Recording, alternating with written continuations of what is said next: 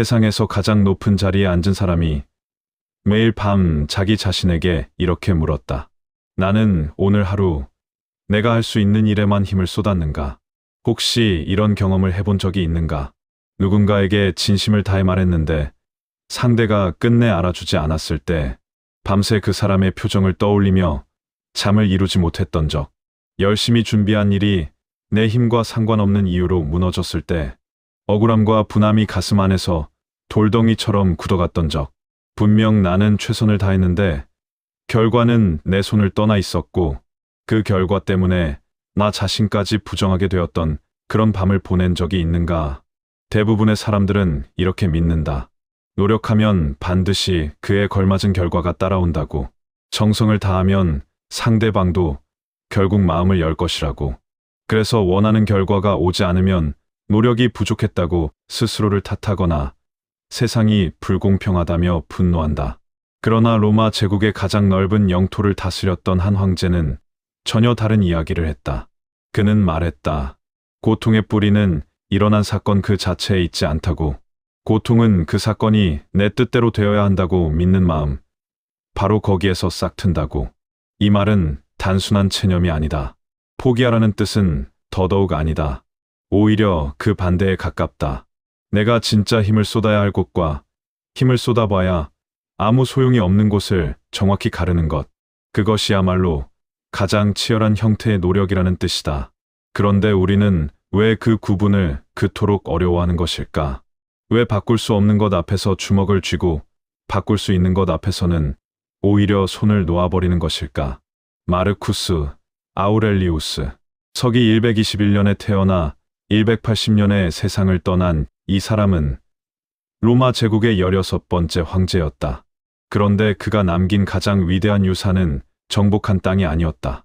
전쟁터의 천막 안에서 아무도 읽지 않을 것이라고 생각하며 혼자 써 내려간 일기장이었다.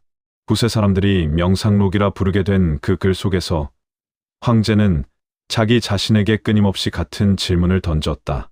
지금 내가 괴로운 이유는 사건 때문인가? 아니면 사건에 대한 나의 판단 때문인가? 이 질문 하나가 거의 2000년이 지난 지금까지 사람들의 가슴을 두드리고 있다. 왜일까?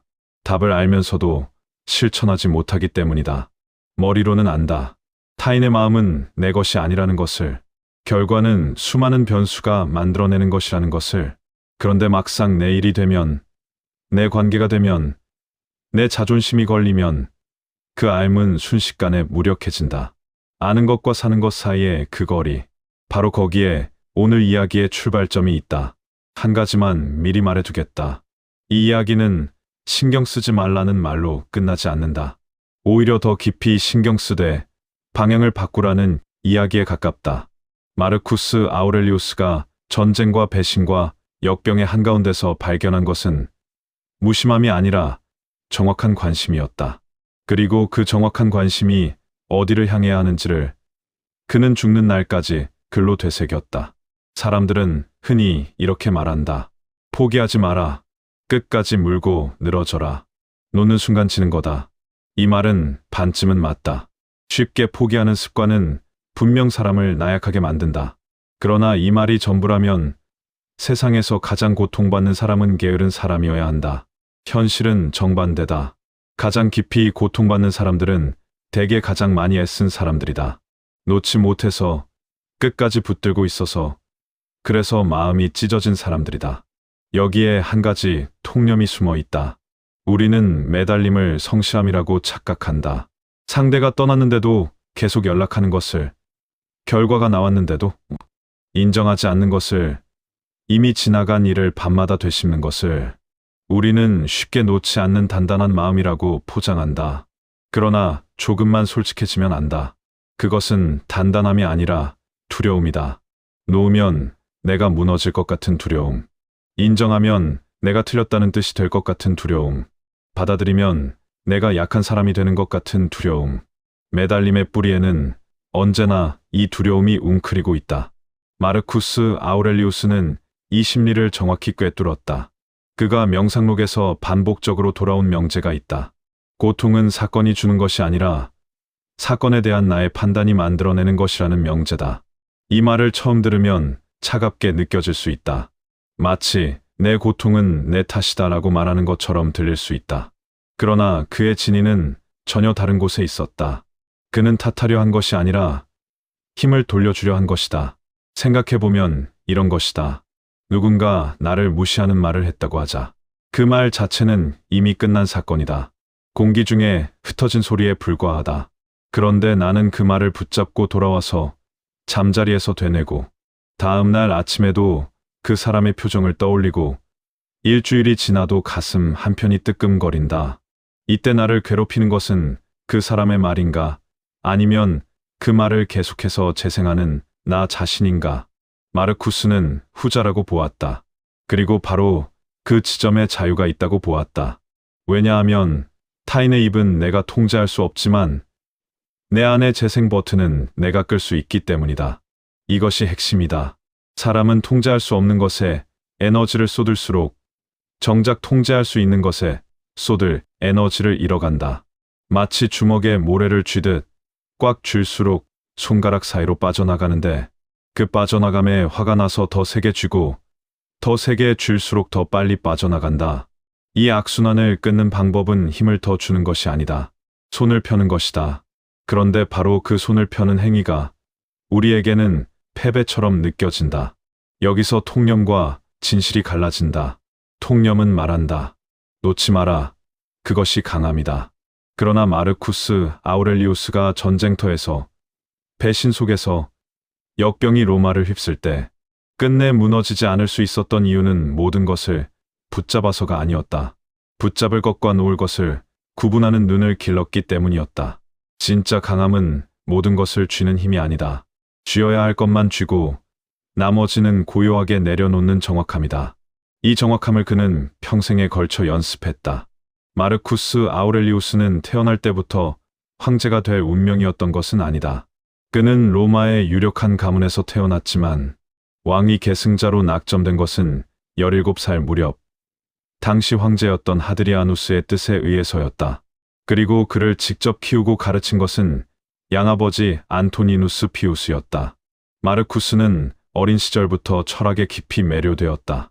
스토아 철학자 에픽테토스의 가르침에 빠져들었고 여러 스승 아래서 수사학과 철학을 배웠다. 그가 진심으로 원했던 삶은 황제가 아니라 철학자의 삶이었다고 전해진다. 그러나 운명은 그에게 선택지를 주지 않았다. 서기 161년 마르쿠스는 40살에 황제의 자리에 올랐다. 그리고 그 순간부터 그가 원하지 않았던 모든 것이 밀려왔다. 즉위하자마자 파르티아와의 전쟁이 터졌다. 전쟁이 끝나기도 전에 로마 역사상 가장 처참한 역병이 제국을 덮쳤다. 안토니누스 역병이라 불린 그 전염병은 수백만 명의 목숨을 앗아갔다. 군대가 무너졌고 경제가 흔들렸고 도시마다 시체가 쌓였다. 마르쿠스는 전쟁과 역병, 그 이중의 재난 한가운데서 제국을 이끌어야 했다. 그뿐이 아니었다. 그가 가장 신뢰했던 장군 카시우스가 반란을 일으켰다. 황제가 죽었다는 거짓 소문을 퍼뜨리고 스스로 황제를 자처한 것이다. 마르쿠스에게 이것은 단순한 정치적 배신이 아니었다. 카시우스는 그가 아꼈던 사람이었다. 능력을 인정하고 중요한 임무를 맡겼던 사람이었다. 그 배신의 소식을 들었을 때 마르쿠스의 곁에 있던 사람들은 분노했고 즉각적인 보복을 요구했다. 그러나 마르쿠스의 반응은 달랐다. 기록에 따르면 그는 이렇게 말했다고 한다. 카시우스가 더 나은 통치자라면 로마를 위해 그가 황제가 되는 것이 옳을 수도 있다고. 이 말이 진심이었는지 정치적 수사였는지는 알 수 없다. 그러나 확실한 것은 마르쿠스가 배신이라는 사건 자체에 매달리지 않았다는 점이다. 그가 집중한 것은 카시우스의 마음이 아니었다. 카시우스의 마음은 이미 그가 바꿀 수 있는 영역 밖에 있었다. 마르쿠스가 집중한 것은 자기 자신의 반응이었다. 분노할 것인가, 이해하려 할 것인가, 보복할 것인가, 질서를 회복할 것인가. 바꿀 수 없는 사건 앞에서 바꿀 수 있는 유일한 것, 즉 자기 자신의 태도에 그는 힘을 쏟았다. 만년의 마르쿠스는 더 깊은 시련 속에 있었다. 게르만 부족과의 전쟁은 끝날 기미가 보이지 않았고 아내 파우스티나를 둘러싼 소문은 끊이지 않았으며 건강은 급격히 나빠져 갔다. 그는 도나우 강변의 전선에서 추운 천막 안에 앉아 명상록을 썼다. 거기에는 위대한 황제의 당당한 선언 같은 것이 없었다. 대신 이런 문장들이 있었다. 오늘도 성가신 사람들을 만나게 될 것이다. 그러나 그것은 나를 해치지 못한다. 내가 그것을 해로운 것이라고 판단하지 않는 한. 이것은 위에서 내려다보는 현자의 설교가 아니었다. 매일 아침 자기 자신에게 들려주는 다짐이었다. 스스로의 나약함을 알기 때문에, 매일 되새기지 않으면 흔들릴 것을 알기 때문에, 그래서 쓴 것이다. 마르쿠스 아우렐리우스의 위대함은 흔들리지 않았다는 데 있지 않다. 흔들릴 때마다 다시 돌아올 자리를 알고 있었다는 데 있다. 그 자리란 바로 이것이었다. 나는 지금 내가 바꿀 수 있는 것에 집중하고 있는가? 여기서 한 가지 문장을 꺼내놓겠다. 이 이야기를 관통하는 하나의 문장이다. 힘을 쏟을 곳을 아는 사람이 힘을 잃지 않는 사람이다. 이 말은 단순해 보이지만 삶의 거의 모든 고통을 관통한다. 왜 어떤 사람은 같은 시련 앞에서 무너지고 어떤 사람은 조용히 버텨내는가? 그 차이는 의지의 크기가 아니라 방향의 정확성에 있다. 힘이 센 사람이 이기는 것이 아니라 힘을 어디에 쓸지 아는 사람이 끝까지 서 있는 것이다. 마르쿠스 아우렐리우스는 이것을 전쟁터에서 배웠다. 게르만 부족과의 전투에서 그는 적의 수나 무기를 바꿀 수 없었다. 날씨도, 지형도, 병사들의 피로도 바꿀 수 없었다. 그가 바꿀 수 있었던 것은 전략을 세우는 자기 자신의 판단, 병사들 앞에 서는 자기 자신의 태도, 그리고 패배 앞에서 자기 자신이 어떤 얼굴을 보여줄 것인가 하는 선택뿐이었다. 힘을 쏟을 곳을 아는 사람이 힘을 잃지 않는다. 이 문장은 전쟁의 언어처럼 보이지만 사실은 일상의 언어다. 생각해보면 우리의 하루도 전쟁터와 크게 다르지 않다. 아침에 눈을 뜨면 내가 통제할 수 없는 것들이 밀려온다. 교통 상황, 날씨, 상사의 기분, 거래처의 결정, 아이의 컨디션, 부모님의 건강, 뉴스에 나오는 경제 전망. 이 모든 것은 내 힘으로 바꿀 수 없다. 그런데 우리는 이것들에 에너지의 대부분을 쏟는다. 날씨에 짜증을 내고, 교통체증에 욕을 하고, 상사의 기분을 읽느라 신경을 소진하고, 아직 일어나지 않은 경제 위기를 걱정하며 밤잠을 설친다. 그러고 나면 정작 내가 바꿀 수 있는 것, 오늘 내가 할 수 있는 일의 품질, 가족에게 건네는 말의 온도, 내 몸과 마음을 돌보는 시간, 이런 것들에는 에너지가 남아있지 않다. 힘을 쏟을 곳을 아는 사람이 힘을 잃지 않는 사람이다. 이 문장은 앞으로 이야기가 진행될수록 다른 모습으로 돌아올 것이다. 누군가의 부엌에서, 누군가의 사무실에서, 누군가의 잠 못 드는 밤에 조금씩 다른 옷을 입고 나타날 것이다. 같은 문장이지만 만나는 순간마다 의미가 달라지는 것을 느끼게 될 것이다. 그것이 이 문장의 힘이다. 단순하기 때문에 어디에든 들어맞고 들어맞을 때마다 조금씩 더 깊어진다. 마르쿠스는 이 원리를 머리로 이해한 것이 아니라 삶으로 증명했다. 그가 황제로서 겪은 재난의 목록은 길다. 전쟁, 역병, 배신, 가족의 죽음, 건강의 악화. 이 중 단 하나도 그가 선택한 것이 아니었다. 그러나 그는 그 어느 것에도 짓눌려 제국을 내팽개치지 않았다. 비결이 무엇이었을까? 초인적인 정신력이었을까? 아마 아닐 것이다. 명상록을 읽어보면 거기에는 흔들리는 사람의 목소리가 가득하다. 그는 매일 흔들렸다. 다만 흔들릴 때마다 이 질문으로 돌아왔다. 지금 내가 힘을 쏟고 있는 이것은 내가 바꿀 수 있는 것인가? 이 원리가 가장 절실하게 시험받는 곳은 전쟁터가 아니다. 가장 가까운 관계 속이다. 한 아버지가 있었다. 그는 아들이 의사가 되기를 바랐다. 아들의 성적표를 들여다보고 학원을 알아보고 공부 계획을 짜주었다. 그런데 아들은 음악을 하고 싶다고 했다. 아버지는 처음에 설득했다. 그 다음에는 화를 냈다. 그 다음에는 조건을 걸었다. 의대에 합격하면 그 뒤에는 내 마음대로 해도 좋다고. 아들은 입을 닫았다. 밥상에서 눈을 마주치지 않았다. 아버지는 아들의 침묵이 반항이라고 생각했다. 그러나 그것은 반항이 아니었다. 포기였다. 아버지와의 대화를 포기한 것이었다. 이 아버지가 붙잡고 있던 것은 무엇이었을까? 아들의 미래. 그런데 아들의 미래는 아들의 것이다. 아버지가 바꿀 수 있는 것이 아니다. 아버지가 바꿀 수 있었던 것은 아들의 꿈을 들어주는 자기 자신의 태도, 불안을 솔직하게 말하는 자기 자신의 언어, 아들 앞에서 보여주는 자기 자신의 얼굴이었다. 그런데 그는 바꿀 수 없는 것에 모든 힘을 쏟았고 바꿀 수 있었던 것에는 손을 대지 않았다. 힘을 쏟을 곳을 몰랐기 때문에 힘을 쏟을수록 사이는 멀어졌다. 한 아내가 있었다.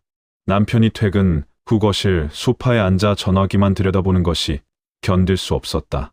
그녀는 대화를 원했다.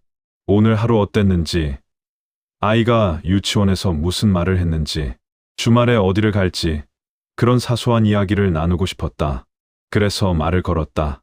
남편은 건성으로 대답했다. 그녀는 더 자주, 더 강하게 요구했다. 전화기 좀 내려놔. 내 말 좀 틀어. 남편은 짜증을 냈다. 둘 사이의 대화는 대화가 아니라 공격과 방어가 되었다. 이 아내가 바꾸고 싶었던 것은 남편의 태도였다. 그런데 남편의 태도는 남편의 것이다. 그녀가 바꿀 수 있었던 것은 요구의 방식이었다. 공격이 아니라 솔직함으로, 비난이 아니라 자기 감정의 표현으로 다가갔다면 결과는 달라졌을 수도 있다. 물론 그래도 남편이 변하지 않을 수 있다. 그것은 여전히 그녀가 통제할 수 없는 영역이다. 그러나 적어도 그녀는 자기가 할 수 있는 것을 한 것이다. 그리고 자기가 할 수 있는 것을 다 한 사람은 결과가 어떻든 마음이 조금은 고요해진다. 직장도 마찬가지다. 한 사람이 승진해서 밀렸다. 동기가 먼저 올라갔다. 그는 분했다. 상사가 편향적이라고 생각했다. 회사의 평가 시스템이 불공정하다고 느꼈다. 그 분노 속에서 그는 매일 출근이 괴로워졌고 업무 의욕을 잃었고 동료를 경계하기 시작했다. 그가 붙잡고 있던 것은 상사의 판단과 회사의 시스템이었다. 둘 다 그가 바꿀 수 없는 것이었다. 그가 바꿀 수 있었던 것은 자기 업무의 질, 자기 태도의 품격, 그리고 이 상황에서 어떤 사람이 될 것인가 하는 선택이었다. 그것에 힘을 쏟았다면 승진 여부와 상관없이 그는 스스로를 잃지 않았을 것이다. 힘을 쏟을 곳을 아는 사람이 힘을 잃지 않는 사람이다. 이 문장이 부엌에서는 이런 모습이었고, 거실에서는 저런 모습이었고, 사무실에서는 또 다른 모습이었다. 장소와 관계는 바뀌지만 구조는 같다. 바꿀 수 없는 것에 매달릴 때 고통이 시작되고, 바꿀 수 있는 것으로 시선을 돌릴 때 고요가 찾아온다. 그런데 여기서 한 가지 질문이 남는다. 왜 우리는 바꿀 수 없는 것에 매달리는 것일까? 머리로는 아는데 왜 자꾸 그곳으로 손이 가는 것일까? 답은 의외로 단순한 곳에 있다. 우리가 진짜 두려워하는 것은 바꿀 수 없다는 사실 자체가 아니다. 바꿀 수 없다는 것을 인정했을 때 그 뒤에 찾아올 무력감이 두려운 것이다. 내가 아무리 애써도 이 사람의 마음은 돌아오지 않는다. 그것을 인정하는 순간 나는 무엇을 할 수 있는 사람인가? 내가 아무리 노력해도 이 결과는 바뀌지 않는다. 그것을 인정하는 순간 지금까지의 노력은 무엇이었는가? 인정한다는 것은 곧 나의 한계를 마주한다는 뜻이고, 한계를 마주한다는 것은 내가 생각만큼 강하지 않다는 것을 받아들인다는 뜻이다. 그것이 두렵기 때문에 우리는 이미 끝난 것을 붙잡고 더 세게 쥔다. 마르쿠스 아우렐리우스도 이 두려움을 알았다. 명상록 곳곳에는 그 흔적이 남아있다. 그는 스스로에게 이렇게 적었다. 너는 영원히 살 것처럼 행동하고 있다. 내게 주어진 시간이 얼마 남지 않았다는 것을 왜 매번 잊느냐고. 이것은 자기 자신에 대한 질책이었다. 황제라는 자리에 앉아 있으면서도 그는 자기 안의 나약함과 매일 싸웠다. 그리고 그 싸움의 기록을 숨기지 않았다. 명상록이 위대한 이유가 바로 여기에 있다. 그것은 승리의 기록이 아니라 분투의 기록이기 때문이다. 자기 자신을 이해한다는 것은 이런 것이다. 나는 바꿀 수 없는 것에 매달리는 사람이라는 것을 인정하는 것. 나는 무력감이 두려운 사람이라는 것을 인정하는 것. 나는 결과를 통제하고 싶은 욕구가 강한 사람이라는 것을 인정하는 것. 이 인정이 없으면 변화는 시작되지 않는다. 왜냐하면 문제를 모르는 사람은 답을 찾을 수 없기 때문이다. 마르쿠스는 이 자기 이해의 과정을 글쓰기를 통해 수행했다. 그는 누구에게 보여줄 목적으로 쓴 것이 아니었다. 출판을 염두에 두지 않았다. 그저 매일 밤 자기 자신 앞에 앉아 오늘 하루 자기가 어디에 힘을 쏟았는지를 점검했다. 그 과정에서 그는 반복적으로 같은 실수를 발견했다. 타인의 시선에 흔들렸다는 것, 결과에 집착했다는 것, 통제할 수 없는 것 앞에서 분노했다는 것, 같은 실수를 반복한다는 사실이 그를 낙담하게 만들었을 수도 있다. 그러나 그는 멈추지 않았다. 왜냐하면 중요한 것은 실수를 하지 않는 것이 아니라 실수를 알아차리는 속도를 높이는 것이라는 것을 알았기 때문이다. 자기를 이해하는 사람이 타인의 마음도 헤아릴 수 있다. 이것은 빈말이 아니다. 내 안에 있는 두려움을 인정한 사람은 다른 사람의 매달림도 두려움이라는 것을 안다. 내 안에 있는 통제 욕구를 직면한 사람은 다른 사람이 집착하는 이유도 이해할 수 있다. 그래서 관계의 문제는 결국 자기 성찰의 문제로 돌아온다. 타인을 바꾸려는 시도를 멈추고 나를 들여다보는 데서 모든 변화가 시작된다. 마르쿠스는 황제의 권력으로 수많은 것을 바꿀 수 있었지만 그가 가장 공을 들인 것은 자기 자신이었다. 바꿀 수 있는 유일한 것이 자기 자신임을 알았기 때문이다. 결국 이 이야기는 하나의 질문으로 수렴한다. 무엇이 진짜 나의 것인가? 우리는 많은 것을 내 것이라고 믿는다.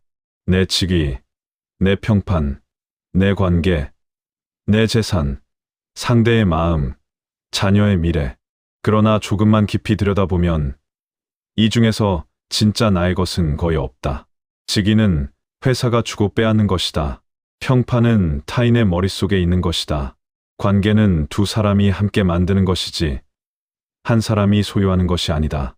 재산은 늘 유동한다. 상대의 마음은 말할 것도 없고 자녀의 미래조차 자녀의 것이다. 그렇다면 진짜 나의 것은 무엇인가? 마르쿠스 아우렐리우스의 대답은 명확했다. 내 것은 오직 하나다. 지금 이 순간 내가 어떤 태도를 취하느냐, 그것만이 온전히 나의 영역이다. 바람이 어느 쪽에서 불어오는지는 내가 정하지 못한다. 그러나 돛의 방향은 내가 정한다. 파도의 높이는 내 소관이 아니다. 그러나 노를 잡는 내 손의 힘은 내 소관이다. 이 구분이 선명해지는 순간 삶의 무게가 줄어드는 것이 아니라 무게를 느끼는 방식이 달라진다. 기술보다 태도가 오래 남는다. 이것은 관계에서도, 일에서도, 자기 자신과의 관계에서도 마찬가지다. 말을 잘하는 기술보다 말하지 않아도 전해지는 태도가 사람의 마음에 더 깊이 닿는다. 빠르게 성과를 내는 기술보다 꾸준히 자리를 지키는 태도가 결국 더 멀리 간다. 갈등을 논리로 이기는 기술보다 갈등 앞에서 고요를 유지하는 태도가 관계를 살린다. 마르쿠스는 황제로서 수많은 기술을 구사할 수 있는 사람이었다. 정치적 협상, 군사 전략, 행정 관리. 그러나 명상록에서 그가 반복해서 돌아간 주제는 기술이 아니라 태도였다. 오늘 나는 어떤 사람이었는가? 분노 앞에서 내가 보인 모습은 내가 되고 싶은 사람의 모습이었는가? 결과가 나를 배신했을 때 많은 결과에 굴복했는가 아니면 나 자신에게 충실했는가? 소유보다 존재가 단단하다. 직위를 잃어도 남는 것은 그 직위에 있을 때 보여준 태도다. 관계가 끝나도 남는 것은 그 관계 속에서 내가 어떤 사람이었느냐 하는 기억이다. 재산이 사라져도 남는 것은 재산 없이도 흔들리지 않는 내면의 균형이다.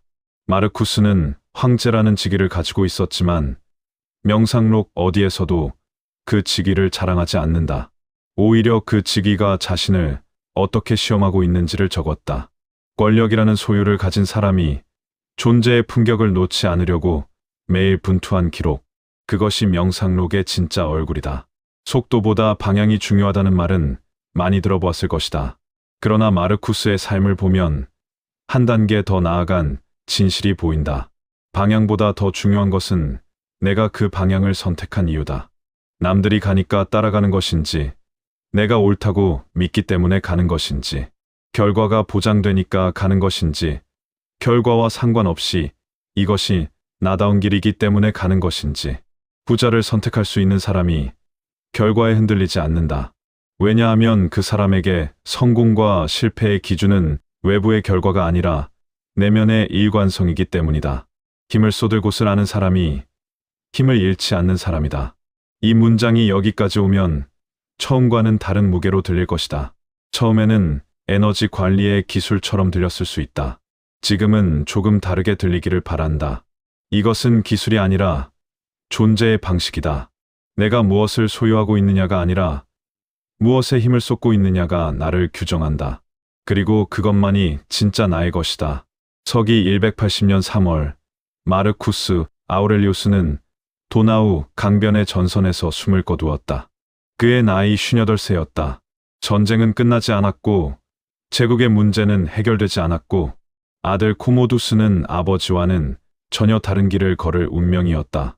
마르쿠스가 평생을 바쳐 지키려 했던 것들 중 많은 것이 그가 눈을 감은 뒤 무너져 내렸다.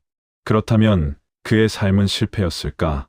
만약 결과로 삶을 평가한다면 마르쿠스의 삶에는 쓸쓸한 구석이 많다.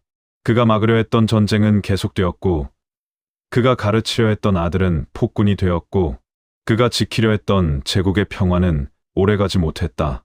그러나 거의 2000년이 지난 지금 사람들이 기억하는 것은 그가 정복한 땅이 아니다. 그가 남긴 법률도 아니다. 사람들이 기억하는 것은 추운 천막 안에서 자기 자신에게 쓴 그 일기장이다. 거기에는 황제의 권위가 아니라 한 인간의 솔직함이 있었다. 결과를 통제할 수 없다는 것을 알면서도 최선을 다하겠다는 조용한 결심이 있었다. 마르쿠스의 마지막 날들을 상상해 본다. 그는 자기 죽음이 가까이 왔다는 것을 알고 있었다. 건강이 급격히 나빠지고 있었고 의사들의 표정에서 그것을 읽을 수 있었을 것이다. 그런데 기록에 따르면 그는 마지막 순간에도 같은 태도를 유지했다. 죽음은 그가 바꿀 수 없는 것이었다. 그는 그것에 매달리지 않았다. 대신 그가 바꿀 수 있는 마지막 것들에 집중했다. 남은 시간 동안 곁에 있는 사람들에게 어떤 얼굴을 보여줄 것인가? 마지막 순간까지 어떤 사람으로 있을 것인가? 우리의 삶도 결국 같은 곳에 도착한다. 아무리 많은 것을 이루어도, 아무리 많은 것을 소유해도 마지막에 남는 것은 내가 어떤 사람이었느냐 하는 기억뿐이다. 그리고 그 기억은 내가 무엇을 가졌느냐가 아니라 무엇에 힘을 쏟았느냐에 의해 결정된다. 타인의 평가에 힘을 쏟은 사람의 마지막은 불안하다. 결과에 힘을 쏟은 사람의 마지막은 허무하다. 그러나 자기 자신의 태도에 힘을 쏟은 사람의 마지막은 고요하다. 왜냐하면 그 사람은 자기가 할 수 있는 것을 다 했다는 것을 알기 때문이다. 힘을 쏟을 곳을 아는 사람이 힘을 잃지 않는 사람이다. 이 문장을 처음 들었을 때와 지금 같은 무게로 들리는가? 아마 조금은 달라졌을 것이다. 그것이 이 이야기가 하고 싶었던 전부다. 그대들에게 마지막으로 이것만 묻겠다. 오늘 하루 당신이 힘을 쏟은 것들의 목록을 떠올려 보라. 그 중에 당신이 바꿀 수 있는 것은 몇 개였는가? 바꿀 수 없는 것에 매달려 소진된 에너지는 얼마나 되는가? 그리고 내일 아침 눈을 떴을 때 당신은 어디에 힘을 쏟을 것인가? 마르쿠스 아우렐리우스는 거의 2000년 전에 그 답을 찾았다. 답은 거창하지 않았다. 오늘 내가 할 수 있는 것을 내가 할 수 있는 만큼 내가 되고 싶은 사람의 모습으로 하는 것, 그것뿐이었다. 그리고 그것이면 충분했다. 결국 남는 것은 태도뿐이다.